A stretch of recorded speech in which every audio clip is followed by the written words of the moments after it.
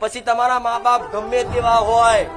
તમારું હારું ગાતા હોય કે ના ગાતા હોય, તમારું હારું બોલતા હોય કે ના બોલતા હોય, પણ છતાંય તમે કદાચ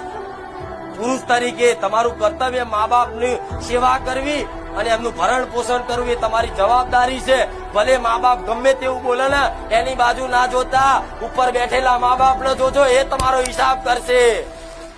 આ જમાનો આવો છે, તમને કોઈ જસ નહીં હાલે.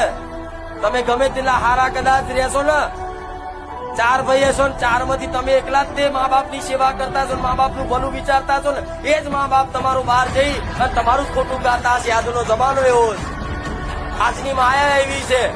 તમને જસ નહીં હાલે એટલે તમે દુઃખી થાઓ કે આટલું બધું એના હાથર કરું છું, મને થોડી મને જસ નહીં હાલતા, મારી ખોટી વાતો કરે છે.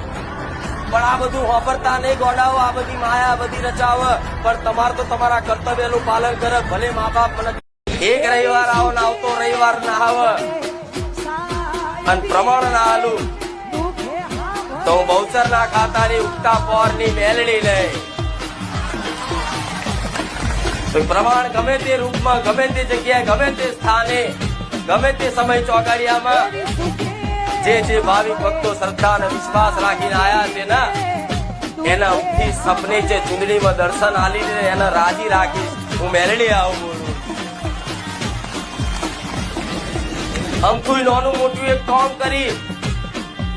એને રાજી કરી લઈશ,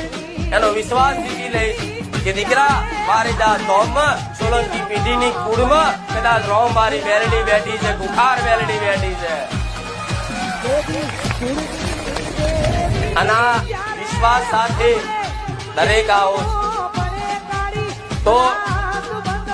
દરેકને એવા આશીર્વાદ આલીશ કે આ તમારો